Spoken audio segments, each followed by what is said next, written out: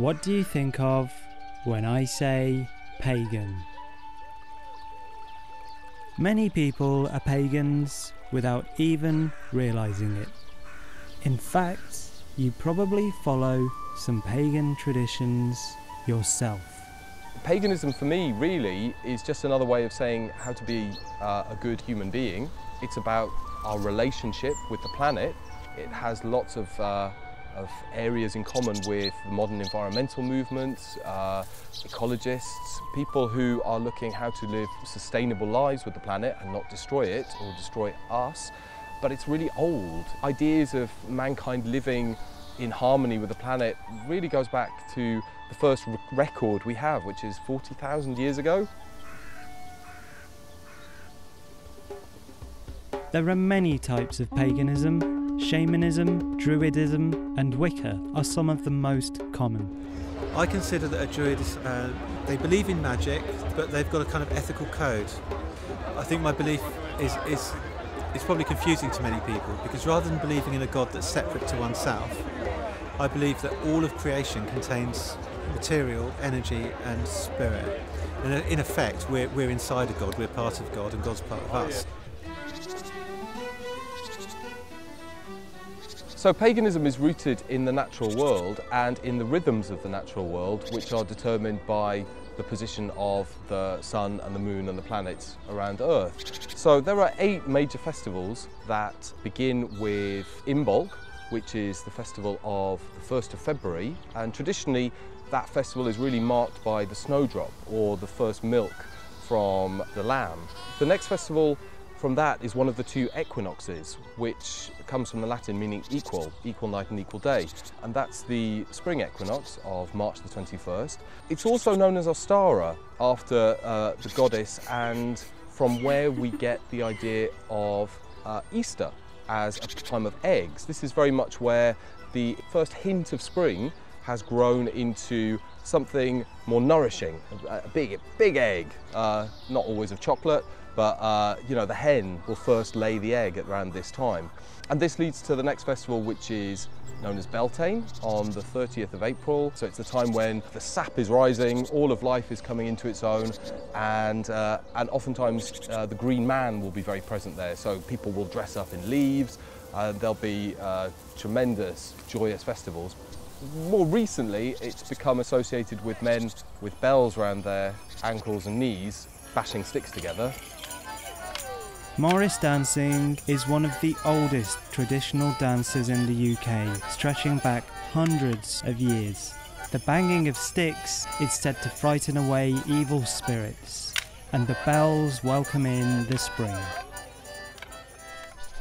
This then leads on to the high point of the solar year, which is the summer solstice. Summer solstice marks the longest day of the year, and many pagans gather on this day at the ancient stone circle of Stonehenge in Wiltshire to watch the sun rise and celebrate the coming of summer.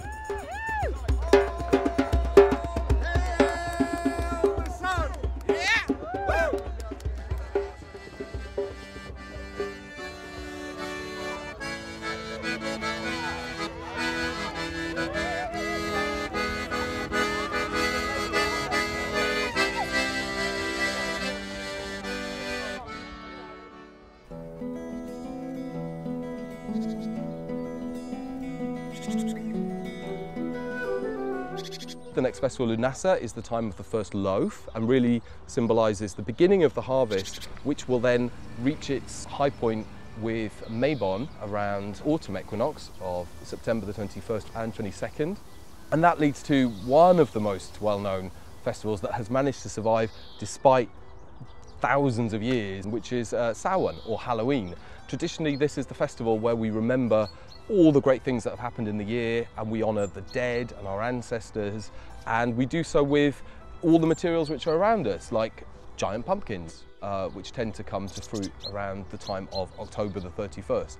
And finally Yule, which we know of as Christmas, which is the winter solstice and the time when really the land has gone to sleep and the sun is at its weakest, the night is at its longest, and it's really a reminder that we need to come together at this time of darkness, and we need to feast, and we need to have fire, and we need to drink, and we need to, enjoy all the fruits from a successful harvest and celebrate each other.